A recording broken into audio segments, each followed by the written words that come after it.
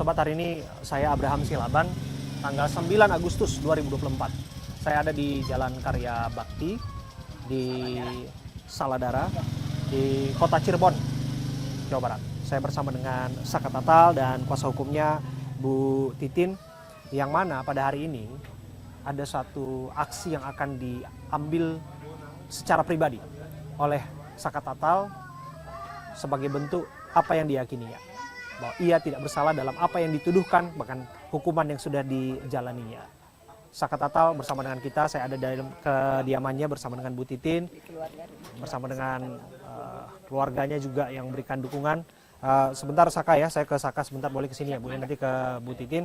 Saka, gimana? Hari ini disebutkan akan sumpah pocong, jadi apa yang mau disampaikan? Ya kalau Saka sih kalau emang berani mah, kalau emang nggak salah mau maju. Ngapain apa muter-muter nggak jelas, terus sehingga jadi ya nyuruh pengacara lah. Banyak, apa terlalu banyak alasan lah. Katanya nggak salah. Kalau emang nggak salah, maju dong. Jangan sekedar omong kosong. Luar biasa Saka. Sekarang keberanian. Semakin berani sekarang Saka ya. Saya masih ingat Bu Titin, saya ketemu Bu Titin dan Saka pertama kali itu 2 bulan silam. Ya. Di kediaman Bu Titin, ada kafe di sana dan sebagainya ya. Dan Saka waktu itu masih rambutnya gondrong. Dan saya masih ingat juga waktu itu Saka berani bersumpah pada saat itu juga bahwa ia tidak melakukan apa yang dituduhkan padanya. Dan hari ini kau genapi dan Saka menggenapi sumpah itu. Iya, jadi Saka juga udah apa gimana ya, buat orang percaya itu gimana sih, harus ngomong panjang lebar tuh udah capek. Saka jadi gak ada keputusan lagi, cuma satu-satunya jalannya emang kayak gini, Sumpah pocong. iya. Kalau emang dia berani maju, nggak usah terlalu banyak alasan. Untuk Saka sendiri ada persiapan nggak? Kalau itu persiapan nggak ada. Gitar-gitaran doang dia. Oh, karena memang Memang ya sudah meyakini. sudah meyakini, jadi santai-santai aja. Santai aja. Kalau orang nggak salah sih ngapain ngumpet-ngumpet. Jadi kalau Saka mah di sini main-main aja, ngapain ya dibikinin apa Tadi pusing malam dia sendiri. kondangan, Bu, mau kondangan ya iya, sok mau main ya Bu, iya. Jadi boro-boro dia punya misalnya ngapain, enggak, main biasa aja kegiatannya. Kayak tadi juga, ayo cepetan berangkat, ya Bu, main gitar dulu gitu. Memang Luar nggak ada biasa. beban. Orang mau ngadepin sumpah pocong kayak apa, dia mah enggak, gitar-gitaran gitu. Oke. Iya, Nggak ini jadi aja beban saya- pikiran ya Bu ya? Nggak jadi beban, ini pakai baju koko aja saya suruh, tadi pakai kaos doang. Sumpah pocong mau pakai kaos. Tapi ini pada akhirnya sudah pakai baju koko. Tapi ini kan proses persidangan ya Bu, masih berlanjut. Nanti saya akan berbincang ke situ dengan Bu Titin. Tapi ini mengenai persiapan dulu. Saka, dari dukungan keluarga seperti apa udah disampaikan? Ya kalau dari dukungan keluarga paling kalau emang merasa nggak salah, maju terus, nggak usah mundur sama sekali. Ada Mas Jaka juga sini, Mas Jaka sebentar. Nah ini udah senyum-senyum juga. Si ganteng dari Nah, ini luar biasa loh. Bersenyum ria di sini. Padahal publik yang menantikan malah deg-degan, gemetaran. Ini malah keluarga senyum. Ini apa di balik senyuman ini, Mas Jaka? Hah? Ya alhamdulillah sekarang udah ibaratnya udah lega, dalam hati yang paling dalam nih udah plong, udah lega. Jadi semakin banyak bukti, semakin banyak saksi yang bermunculan. Jadi sangat melegakan lah buat kami. Dan apalagi kan saya juga pernah dengar Rudiana sama Pak Hotmando kan di satu podcast. Jadi dia mengatakan berani sumpah pocong, tapi kan konteksnya beda. Dia kan konteksnya yang meninggal anaknya. Jadi dia kalau berani hayu ditantang sama adik saya. Dia berani nggak ditantang sama bocil saya nih, jagoan saya nih. bocil ya, dulu 15 tahun dia.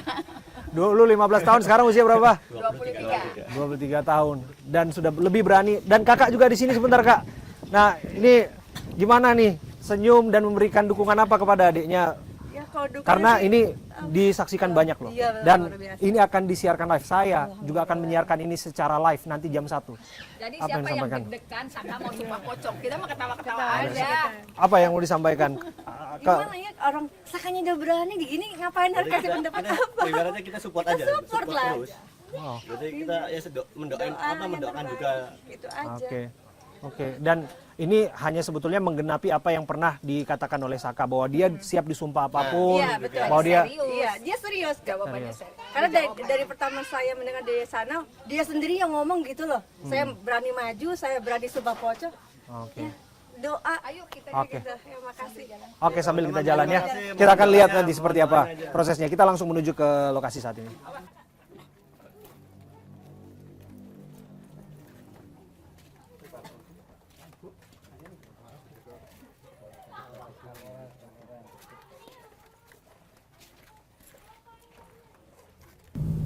Jadi hari ini saya bersama dengan Saka dan Bu Titin akan segera menuju ke Padepokan Agung Amparan Jati. Ada di Kabupaten Cirebon dan kita jalan dari kota Cirebon, dari Jalan Karya Bakti yang jaraknya kira-kira berapa menit Bu Titin?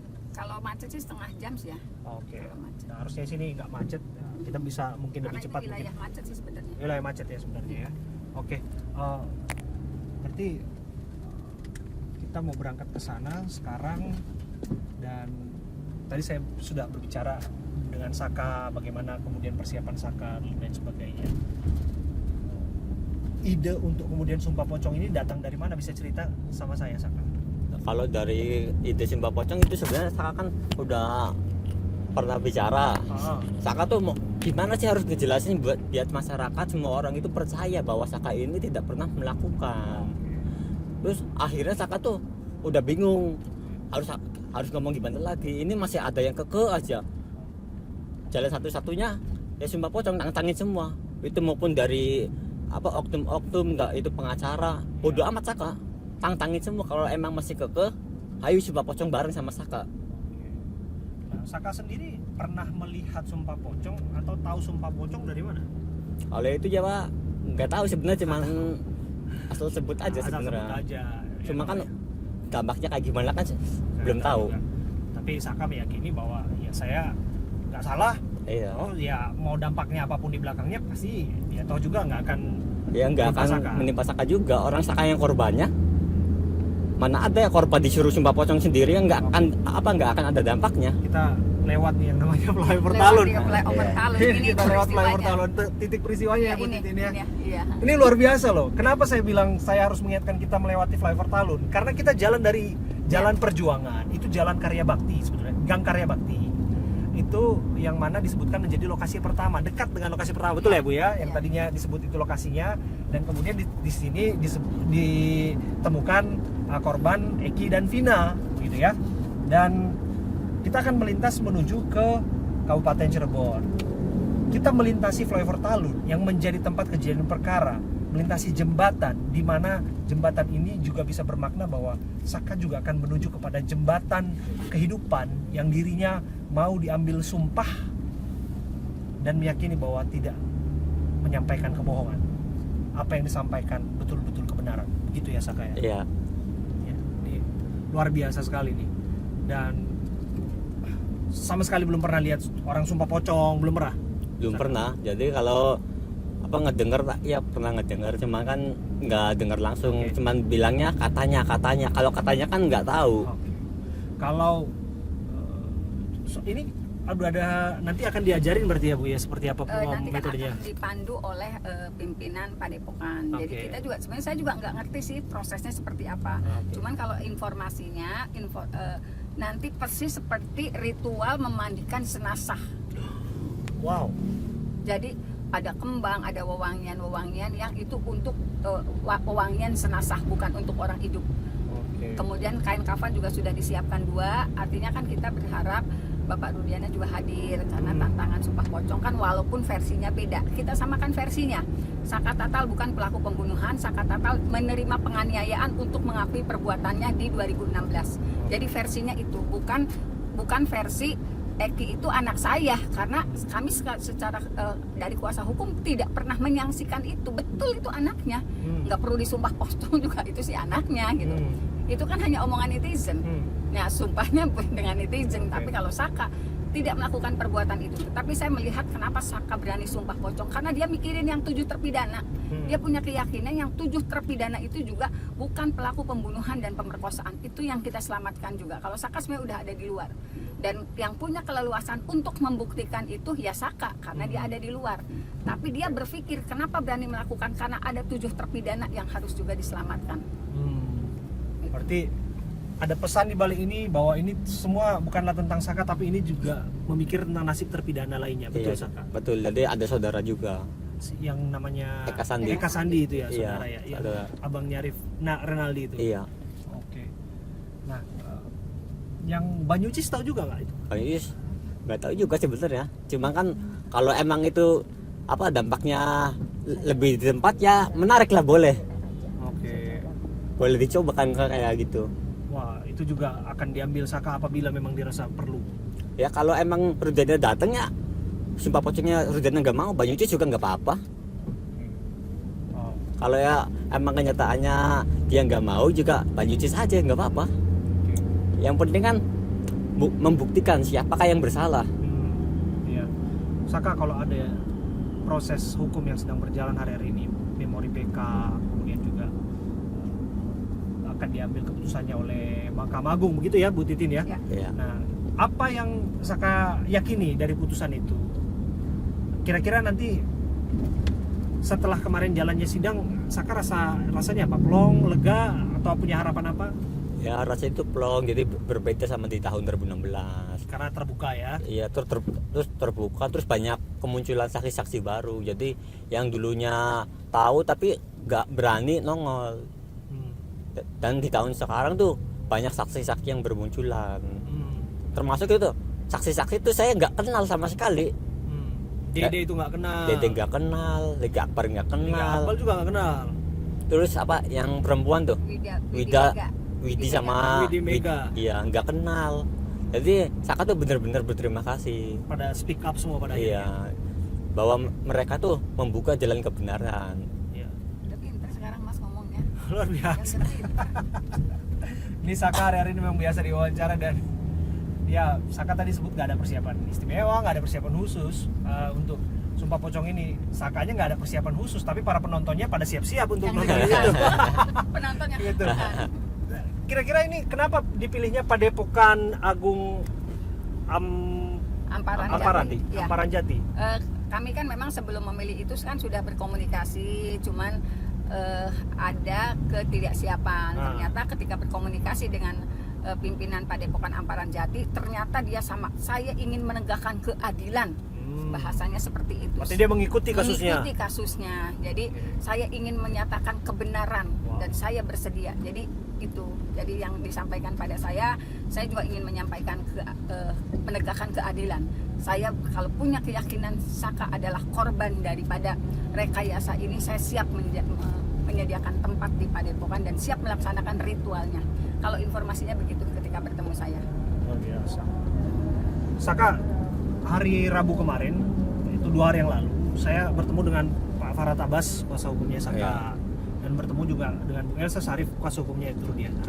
Dan kelihatannya dari apa yang disampaikan Ibu Elsa Sarif, Pak Rudiana tidak akan datang, begitu.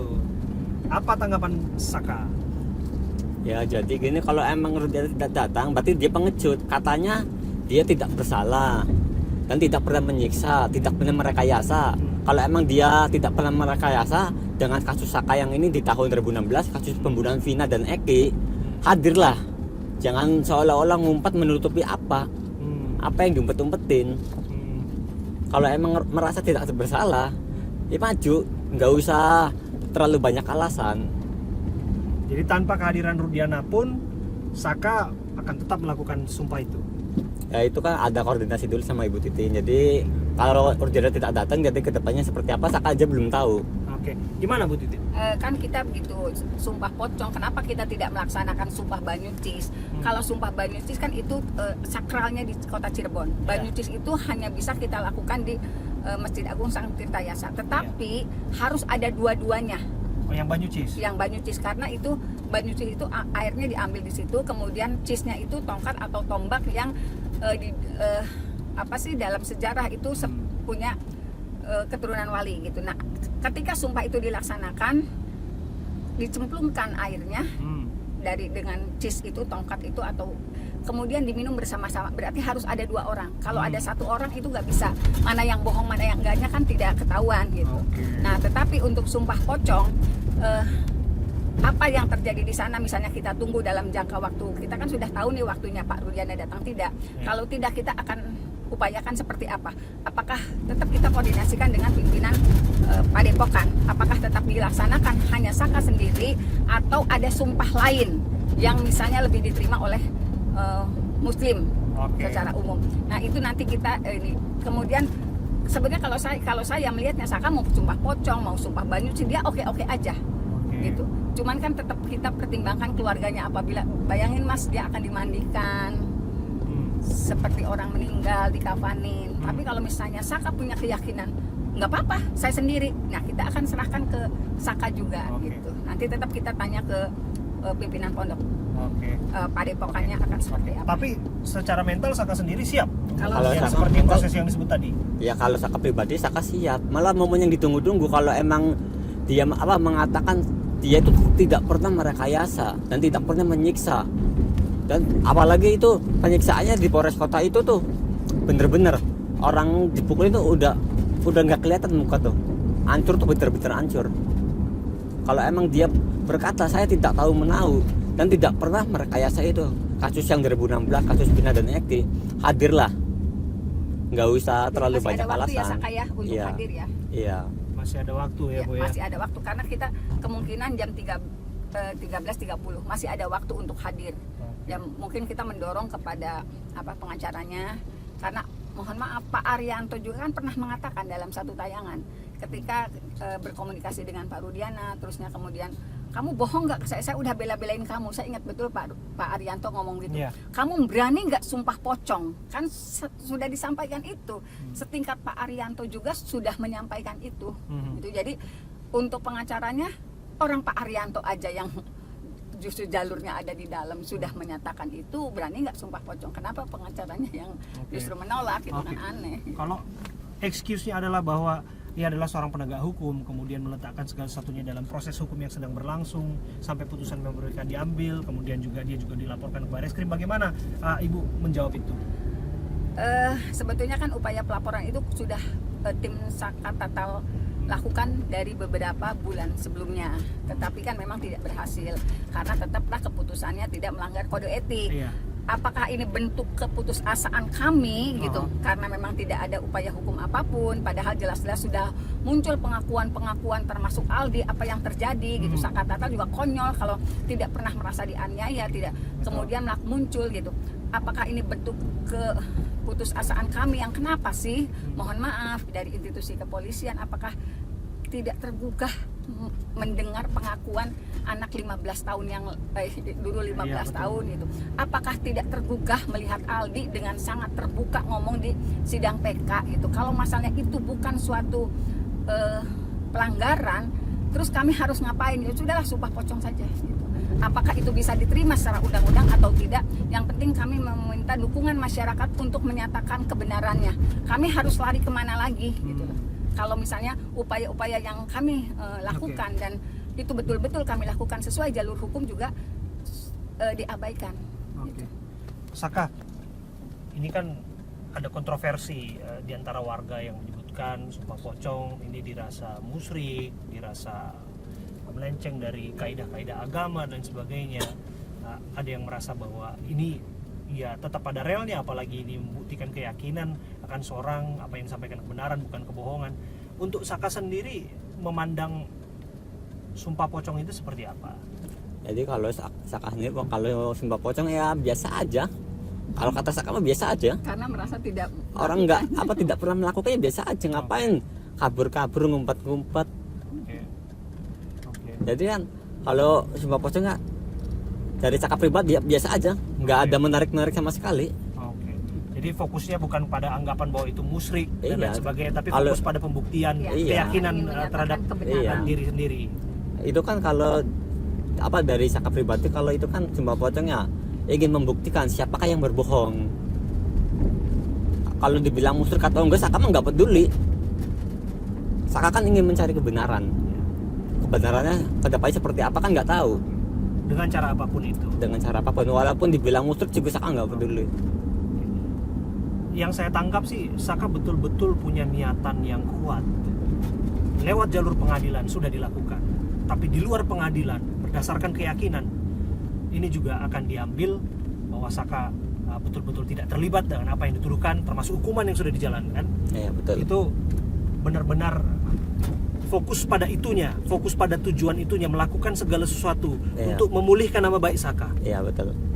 Karena Saka kan sebetulnya kalau orang bilang hari-hari ini ya sudah nothing tulus, artinya itu kayak udah nggak ada beban. Toh juga kamu saat ini sudah bebas murni. Dulunya kan bebas bersyarat itu wajib lapor, sekarang kan sudah bebas murni dan kamu sudah melakukan pengajuan memori PK. Terus publik bertanya apalagi yang dicarinya, tapi kemudian Saka melakukan sumpah pocong ini semata-mata untuk membuktikan dan memulihkan nama baik Saka. Iya, jadi gini, jadi walaupun Saka udah tidak wajib lapor lagi, tapi Saka itu di mata masyarakat luar sana masih ada cap mantan terpidana. Oh ya? Jadi kalau pergi kemana-mana tuh rasanya tuh nggak nyaman. Yang nggak nyaman itu apa? Masih ada hari-hari ini cap seperti itu dari orang-orang sekitar? Dari warga kampung saya pribadi, alhamdulillah nggak ada. Tapi warga luar sana kan nggak tahu. Termasuk orang yang menyaksikan tayangan televisi. Iya. Jadi kan ya kalau emang gimana ya ngejelasinnya tuh bingung, kalau pengen ngejelasin tapi itu orang-orangnya tetap kekeh. Harus caranya gimana sih biar semua orang tuh percaya.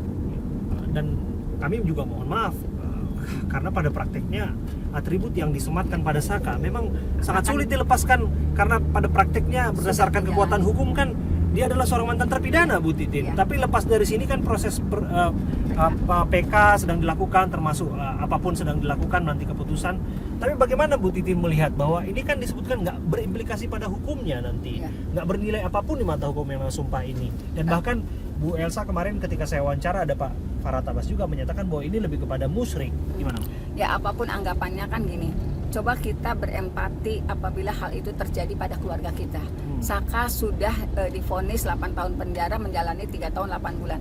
Mantan terpidana itu akan melekat sampai kapanpun. Seumur hidup? Seumur hidup. Betul. Sementara dia juga masih muda, dia sekarang 23 tahun, dia harus punya kehidupan, dia harus suatu saat dia berkeluarga, punya anak. Apabila kita tidak melakukan upaya hukum yang luar biasa PK, apabila dengan ketetapan hatinya, sekarang tuntutannya seperti apa? Saya udah pusing nih, orang banyak yang masih yang nggak percaya. Mohon maaf, terutama para pengacara nasional yang meyakini Saka dan 7 terpidana lainnya adalah pelaku pembunuhan dan pemerkosaan. Kita mengambil mau disebut musyrik oleh ini, tapi ini keyakinan Saka kalau dia tidak pernah melakukan perbuatan yang dituduhkan. Keyakinan saya yang pegang di 2016 ini peristiwa kecelakaan.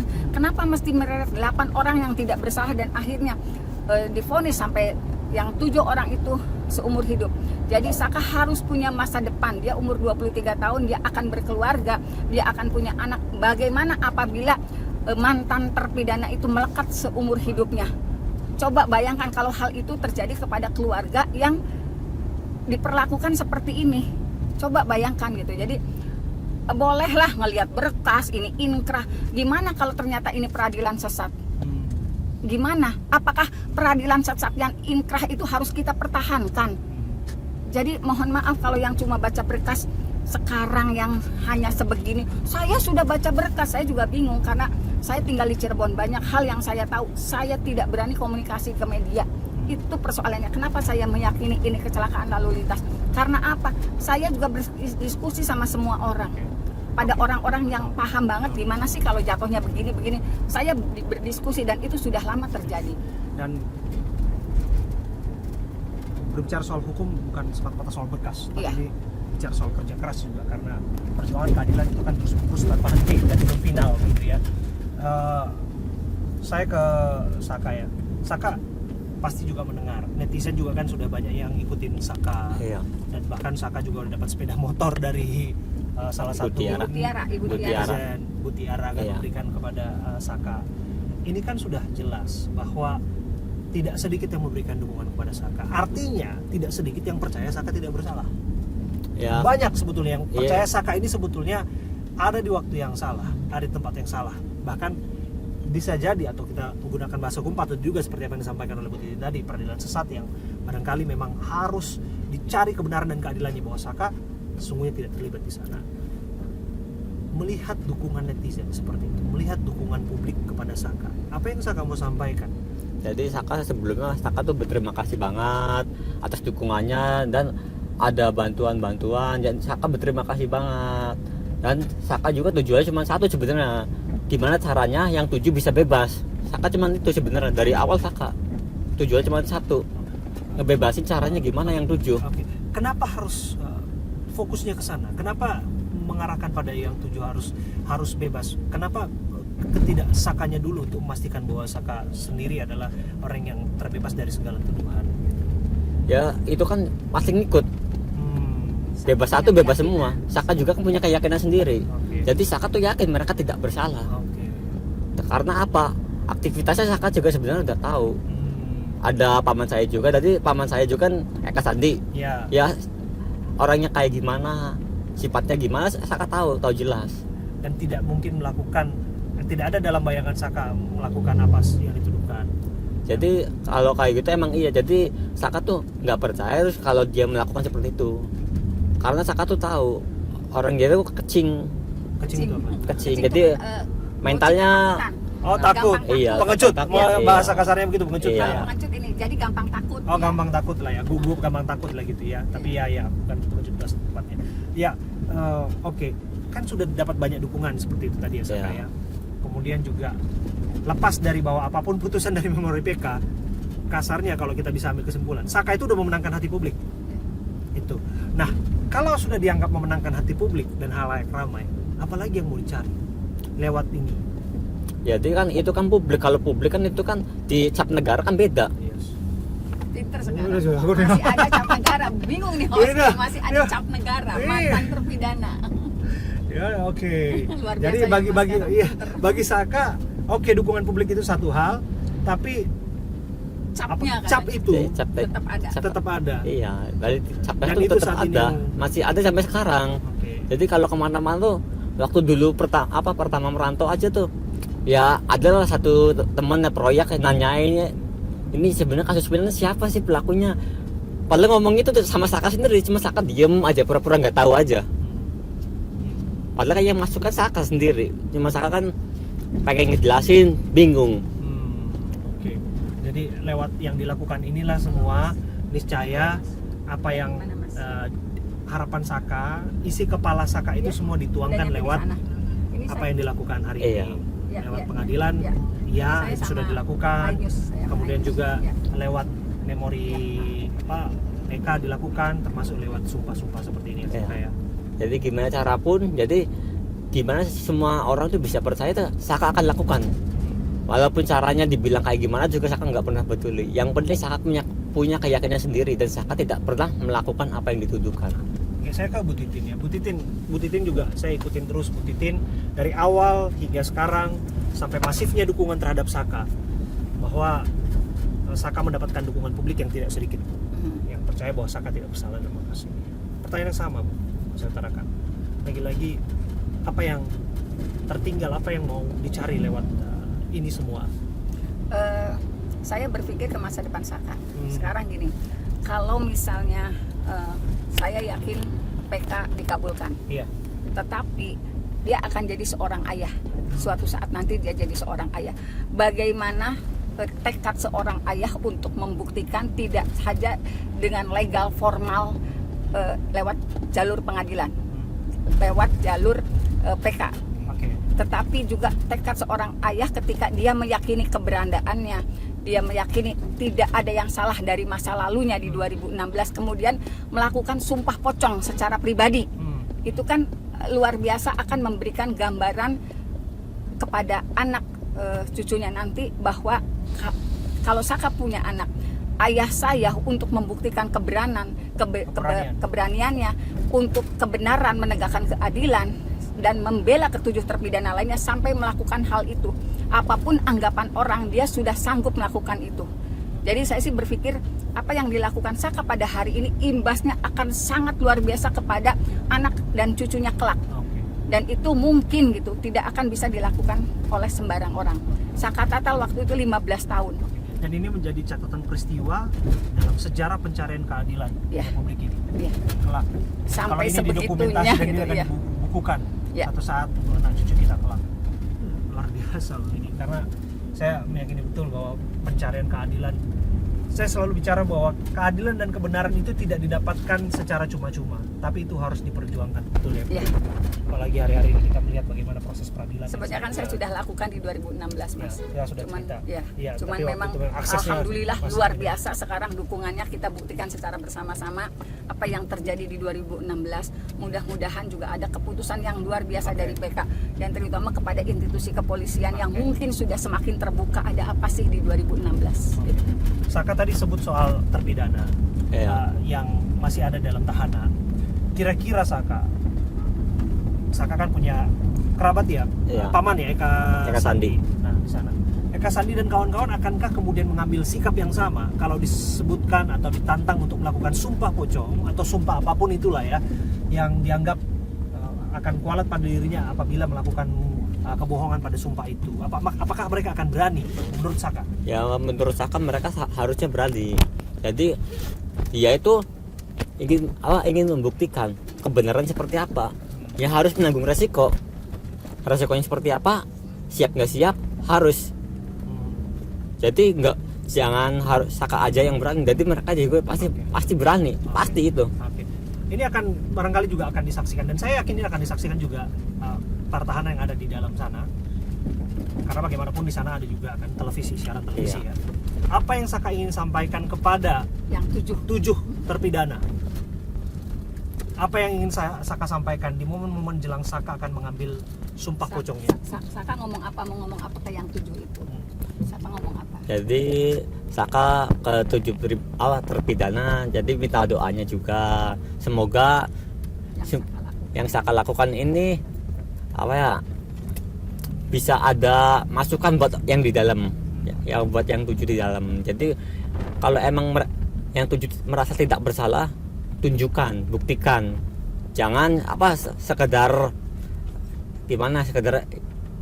Jadi saya pribadi juga ngerti kondisi di dalam juga karena terbatas waktunya. Terus juga pengen melakukan apa juga kan susah. Jadi kan pengen buktiin gimana.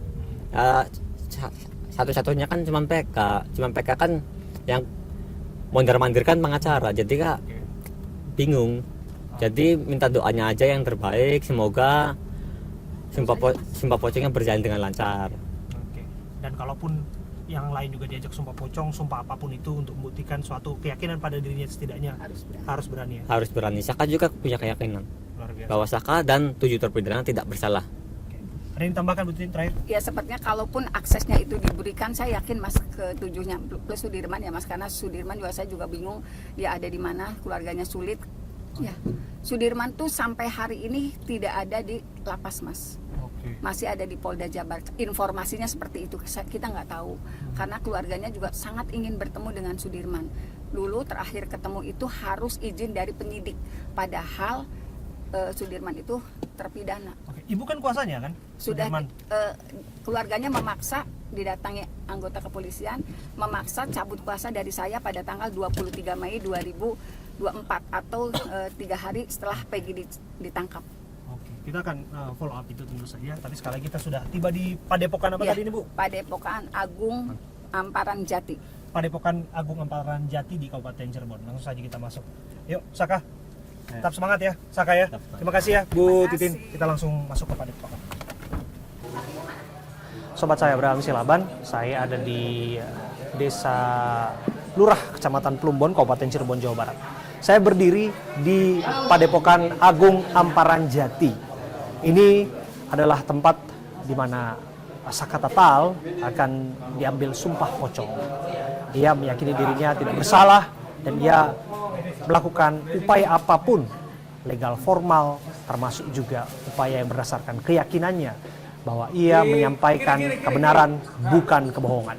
Dan itu juga yang disampaikannya kepada publik, termasuk tantangannya kepada Ibtu Rudiana yang dirinya mengajak Ibtu Rudiana di tempat ini untuk bersama-sama mengambil sumpah yang mana disebutkan bahwa apabila di antara keduanya ada yang berbohong akan kualat di kemudian hari. Nah tentu ini adalah cara-cara berdasarkan kearifan lokal dan keyakinan atau apapun itu. Tapi lepas dari itu kita patut untuk menghargai upaya dari seseorang untuk mencari kebenaran dan keadilan. Apalagi upaya dari Saka Tatal setidaknya berupaya untuk membersihkan nama baiknya. Apabila itu tidak didapatkannya dengan cara legal formal, setidaknya ia sudah memenangkan hati para warga dan para pendukungnya di tempat ini ataupun di mana-mana saja yang menyaksikan sikap yang diambilnya saat ini. Maka dari itu kita akan melihat apakah kemudian Ibtu Rudiana sebagaimana yang kita ketahui bersama akan hadir di sini ataupun tidak. Kecil kemungkinan yang bersangkutan akan hadir, tapi yang saya mau sampaikan bahwa hari ini di tempat ini kita akan menyaksikan sesuatu yang baru. Barangkali peristiwa yang akan menjadi sejarah dokumen perjalanan upaya pencarian keadilan di kemudian hari, bahwa seorang melakukan apapun juga untuk membuktikan bahwa dirinya tidak seperti apa yang dituduhkan kepadanya. Ia bernama Saka Tatal. Saya Abraham Silaban akan mengawal. Sobat, saya bersama dengan Kang Raden Gilap Sugiono yang merupakan pengasuh Padepokan Agung Amparan Jati di Desa Lurah di Kabupaten Cirebon, Jawa Barat.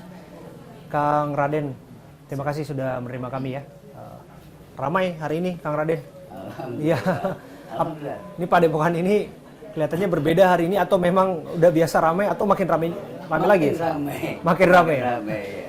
Ini persiapannya gimana Kang Raden? Karena sudah dipastikan bahwa akan pusat konsentrasi, pusat perhatian publik akan di Padepokan ini. Nggak ada persiapan apa? Sebetulnya kalau persiapan biasa-biasa saja. Tidak ada terkhusus atau teristimewa dalam hal persiapan untuk Sumpah Pocong ini. Karena kebetulan di Padepokan ini kita sudah biasa melaksanakan Sumpah Pocong. Akan tetapi objeknya itu kan lain dengan yang sekarang. Oh, yang biasa. Kalau yang sekarang ini kan kebetulan sedang berperkara. Gitu. Jadi kayaknya mencekam banget gitu. Padahal kalau menurut kita di sini sih biasa-biasa saja. Sumpah Pocong biasa, akan tetapi efeknya, dampaknya, tulahnya yang luar biasa. Kang Raden, kalau kita lihat kalau misalnya disebutkan tadi tensinya sudah tinggi, tapi ini berbeda sebetulnya. Tadi saya jalan dari kediaman Saka ke sini dan Sakanya santai-santai aja tuh. Tadi malah ketawa-ketiwi dengan keluarganya begitu, dan begitu yakin bahwa beliau tidak takut dan dukungan keluarganya masif begitu ya, termasuk juga dukungan publik kita lihat tidak sedikit. Tapi begini Kang Raden, sebelum ke soal perkaranya, saya mau tanya, ini Sumpah Pocong memang bukan pertama kali di sini ya? Bukan ini untuk kasus pertama maksudnya? Bukan. Biasanya kasus apa aja? Kasus kebanyakan kasusnya tentang keharusan rumah tangga. Wah. Ada lagi tentang misalnya satu orang ini menuduh dia nyolong, nyuri. Ada lagi yang ini menuduh dia pesugihan, pajak macam-macam. Luar biasa. Jadi kalau bapak-bapak yang punya hati mendua bahaya ke tempat ini. Jadi urusannya keharmonisan rumah tangga. Jadi mengenai kepercayaan kalau misalnya sudah diganggu hubungan suami istri begitu ya. Nah, kualat itu. Kadang-kadang gini, istrinya kerja di luar negeri, kan gitu, suaminya di sini. Nah, ada info istrinya main dengan majikan, yang si suaminya di sini main dengan cewek lain. Akhirnya begitu. Sumpah Pocong. Kan gitu. Ini nggak percaya dengan kata-kata kebenaran mereka. Akhirnya solusinya, udah kalau gitu, aku berani Sumpah Pocong. Ayo ini. Oke. Nah, setelah itu dampaknya apa, Kang Raden? Dampaknya itu sebetulnya, dampaknya itu sesegera mungkin. Itulah atau dampaknya yang negatif. Makanya Sumpah Pocong ini, saya tegaskan sekali lagi, Sumpah Pocong ini jangan lu main-main. Jangan lu main-main, walaupun tidak ada di syariat Islam, tidak ada. Ini hanya kearifan lokal. Kearifan lokal untuk menyelesaikan suatu permasalahan yang memang benar-benar sudah tidak ada jalan keluar atau solusi. Oke, bisa dijelaskan yang jangan main-main itu seperti apa? Kualatnya itu seperti apa, Kang Raden? Karena publik juga menanti, termasuk saya sendiri, saya tidak pernah menyaksikan yang namanya Sumpah Pocong. Banyak juga publik yang belum pernah menyaksikan, bahkan dampaknya juga mereka belum tahu apa-apa. Betul. Sebetulnya dampak atau tulah kalau bahasa Cirebon. Dampak daripada Sumpah Pocong ini bagi yang berbohong tentunya. Ya. Bagi yang berdusta itu dampaknya. Terutama dampak negatif. Ya. Adapun permasalahan waktu besok atau misalnya itu bukan urusan kita, tapi urusan Allah. tetap kembali kepada Allah. Makanya walaupun sumpah pocong, bukan demi pocong, bukan. Tetap itunya demi Allah. Tetap. Karena kita berpatokannya kepada Allah. Tetap berpatokannya kepada Allah. Dan yang menghukumnya sebetulnya bukan Allah, akan tetapi ucapannya sendiri, ucapan dusta dan kebohongannya sendiri pada saat mengucapkan di sumpah pocong tersebut. Dampaknya, tulahnya, insya Allah itu akan sesegera mungkin. Banyak kejadian, tabrakan, kadang nggak tahu tahu, semua itu kebakaran, macam-macam. Diazab lah ya. Diazab oleh Allah yang teramat pedih sesegera mungkin, baik di dunia maupun di akhirat. Akan tetapi kebanyakan diazabnya itu di dunia. Di dunianya itu kenapa? Orang lain pun menyaksikan. Kalau azabnya hanya di akhirat, nggak ada yang tahu. Gitu. Jadi makanya sekali lagi saya tegaskan kepada siapapun, jangan coba-coba untuk melaksanakan sumpah pocong sebetulnya. Kalau tidak mau kena tulahnya. Tapi kalau mereka yang benar, saya tidak bohong sebenarnya. Yang mereka istilahnya akan berani dan tenang-tenang saja. Begitu. Nah, sekarang kita masuk ke perkaranya, Kang Raden. Ya. Sekarang kan Saka sudah berkomunikasi, setidaknya dari pihak Saka sudah berkomunikasi dan Kang Raden mengizinkan bahwa Padepokan ini menjadi wadah untuk kemudian menjadi tempat sumpah pocong itu, gitu loh. Itu inisiasi percakapan dari siapa? Kapan pertama kali Kang Raden diberitahu bahwa izin untuk kemudian mengadakan sumpah pocong tempat ini? Ya.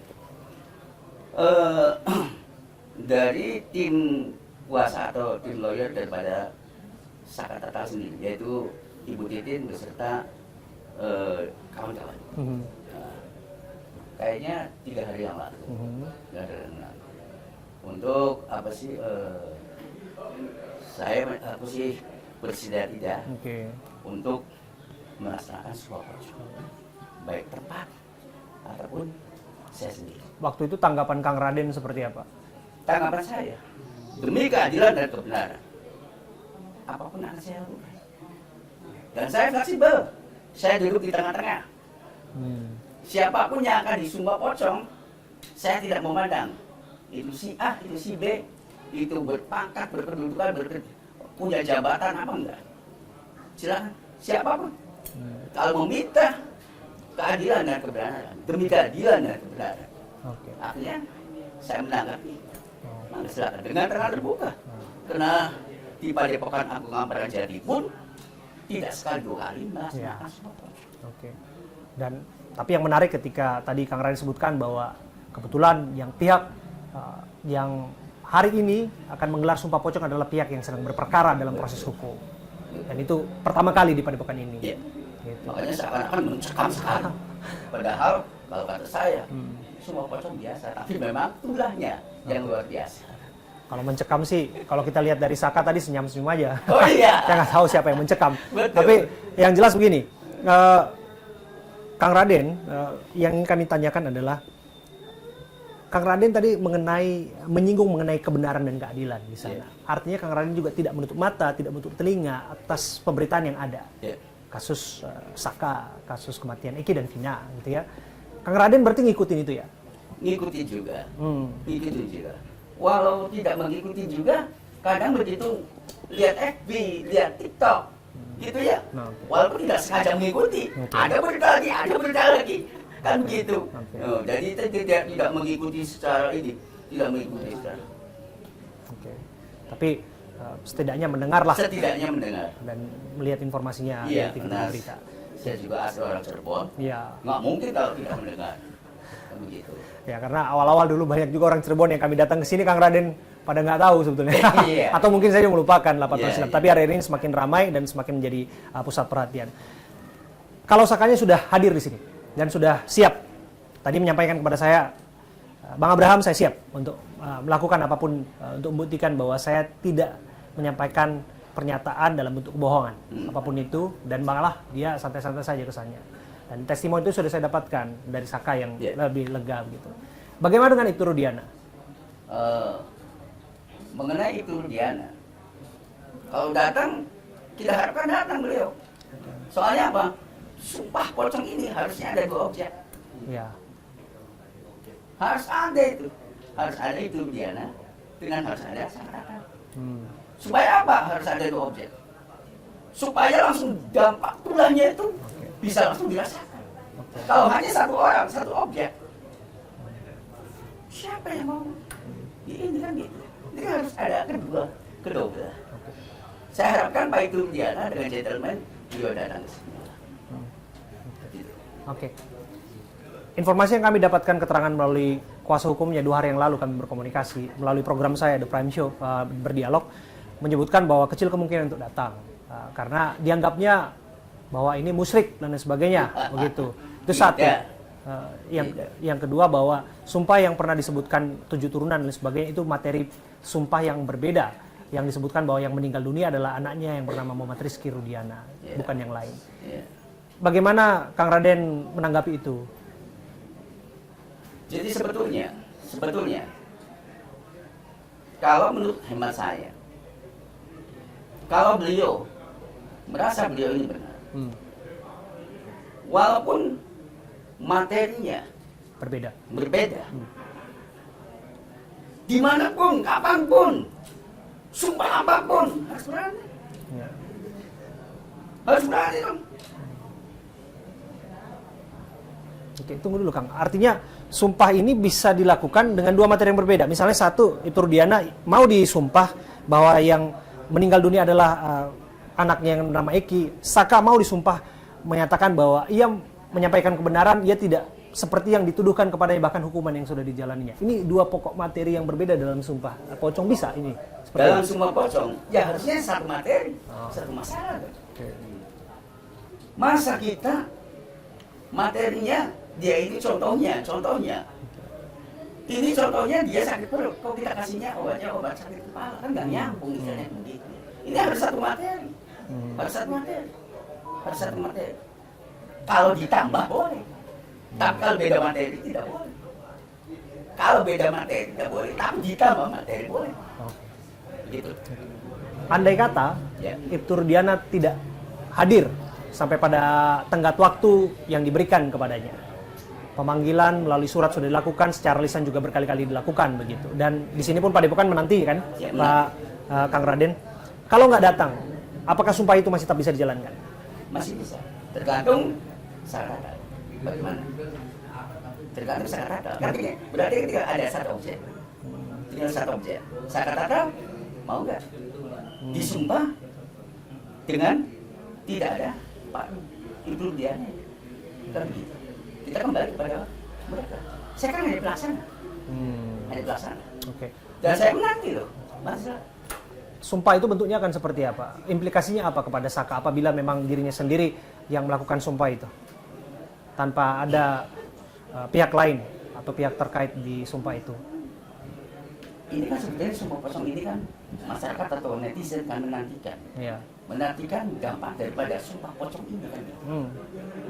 Kalau hanya Sakatatal saja yang disumpah. Sedangkan yang satunya yang berprakara dia tidak disumpah. Iya. Nanti netizen itu akan melihat dampak tulangnya itu ke siapa? Nggak bisa. Oke. Nggak bisa. Tetap harus ada 2. Harus ada 2. Lah, kalau misalnya tidak datang Pak Rudiananya misalnya hari ini, Saka sendiri akan tetap disumpah sendiri atau kayak gimana? Itu terserah daripada kesiapan sekarang. Tapi bisa dilakukan proses itu. Oke. Jadi sifat sumpah itu sifatnya bukan sumpah pocong tapi ya? Bukan. Sumpah apa namanya? Ya enggak, tetap dilaksanakan sumpah pocong. Sebab hari ini kan sumpah pocong. Oke. Kan gitu. Sumpah pocong. Tetapi kalau ada yang mengatakan bahwa kalau sumpah pocong itu adalah musyrik apa, ini orang yang masih dangkal itu pemikiran. Picik gitu. Kenapa? Pada saat sumpah pocong kita bukan ngambil sumpahnya sumpah demi pocong. Tidak. Tetap sumpah demi Allah. Tetap. Yang menguasai langit dan bumi seisinya. Begitu. Kayak ada itu. Nggak tahu siapa yang mengatakan kalau itu musyrik. Oh, enggak. Oke. Dan tentu saja hak ataupun pendapat pribadi masing-masing pihak mengenai sumpah ini kan itulah kembali ke keyakinan masing-masing ya, kan ya, Kang Raden ya. Ada yang juga beranggapan bahwa semestinya kasus ini diletakkan pada persoalan hukum saja, karena prosesnya kan sudah bergulir di memori PK yang nanti tinggal mengambilkan keputusan gitu. Kok lantas ditarik-tarik ke urusan keyakinan, kok lantas ditarik ke urusan sumpah pocong dan lain sebagainya gitu, yang dirasa ini nggak akan bernilai dalam pembuktian pengadilan dan lain sebagainya begitu. Bagaimana Kang Raden menilai opini dan pandangan itu? Jadi sebetulnya memang sudah saya katakan dari tadi bahwa sumpah pocong ini bagian daripada kearifan lokal. Tidak ada dalam syariat Islam. Akan tetapi kita kebiasaan orang-orang kampung, orang-orang Jawa dari zaman dulu gitu. Jadi kalau ada permasalahan yang tidak menemui titik terang atau titik atau jalan buntu lah, itu kebanyakan orang-orang tua zaman dulu juga, yaitu ngambilnya jalan pintas dengan sumpah pocong, karena dengan hukum negara ini kan hukum negara sudah berjalan. Tetapi kan sampai 8 tahun ini kan, sampai dengan hari ini masih tetap tidak terungkap. Seakan-akan menemui jalan buntu, seakan-akan menemui sisi gelap yang terawat sana. Nah maka dari itu diambil jalan pintas untuk sumpah pocong. Kalau sumpah pocong itu memang nanti sangat kelihatan sekali dampaknya. Dampak atau tulah dari yang mengucapkan sumpah pocong yang berdusta pada saat disumpah. Tapi kalau sumpahnya di pengadilan gitu, itu ya lain, nggak mungkin akan ini. Akan berdampak atau tulahnya sesegera mungkin seperti yang dilakukan dengan sumpah pocong. Singkat kata Kang Raden ingin mengatakan bahwa orang siapapun bisa saja bersumpah demi agama, demi apapun di pengadilan. Betul. Tapi itu lebih kepada dosa apabila ingin sampaikan kebohongan. Tapi kalau itu dilakukan dalam bentuk kearifan lokal seperti sumpah pocong seperti ini, dampak dan tulahnya itu akan langsung bisa dirasakan. Betul. Dan hanya waktu yang bisa membuktikan. Oke. Ini terakhir Kang Raden. Prosesinya kan seperti apa, Kang? Prosesinya seperti yang Pak Jenderal lihat di situ. Ya. Ini sudah kita siapkan. Ini sudah kita siapkan untuk 2 orang. Oke. Kain kafan beserta bumbu mayit namanya. Bumbu mayit. Bumbu mayit. Ini 100% ritualnya, persiapannya sama dengan kita mau membungkus orang meninggal. Sama tuh. Bamba bumbu mayitnya mau ritual dan segala macam sama, tidak ada yang dikurangi dan dilebihi. Persis kayak kita mau ngubur mayat. Nah nanti terus kita mengucapkan sumpah, lantas diikuti oleh si objek. Begitu. Nanti kepala sebelah sana, sebelah utara. Ya. Begitu. Ada prosesi memandikan juga? Ada. Proses dimandikan, disucikan dulu. Ada semua. Itu kan bubuk cendana apa. Udah lengkap. Tinggal objeknya aja. Iya. Yang belum lengkap. Yang belum lengkap tinggal objeknya saja. Berarti objek sumpahnya satu sudah hadir, satu lagi belum hadir. Oke, tapi segala pernak-pernik yang dibutuhkan untuk sumpah itu Sudah 100%. Tinggal kita nunggu objeknya saja. Dan direncanakan insya Allah nggak ada sholat sunnah. Oke. Sekali lagi atur nuhun Kang Raden sudah menerima kami di sini, dan izinkan kami Kang Raden untuk bisa melihat proses ini Kang Raden ya. Kami akan mengawal seperti apa prosesi sumpah pocong ini, dan juga tidak sedikit juga ini jadi seperti tempat wisata dadakan ini Kang Raden, padepokannya ini. Iya, semakin ramai pengunjungnya dan melihat bagaimana detik-detik prosesi sumpah pocong dilakukan. Sekali lagi saya Abraham Silaban. Terima kasih Kang Raden. Assalamualaikum. Waalaikumsalam.